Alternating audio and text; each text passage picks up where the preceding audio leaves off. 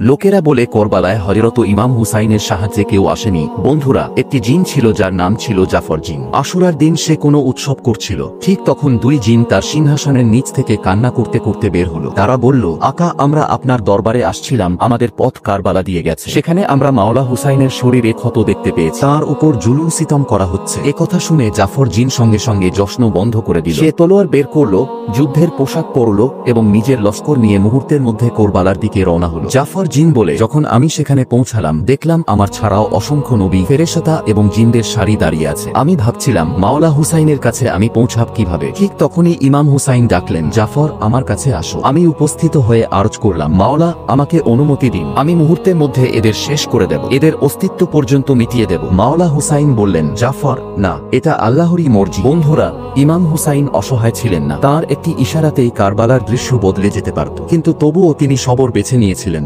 বন্ধুরা, কমেন্টে ইয়া হুসাইন অবশ্যই লিখবেন, আর জাহিদ খান ইউটিউব চ্যানেলটি অবশ্যই সাবস্ক্রাইব করে পাশে থাকবেন।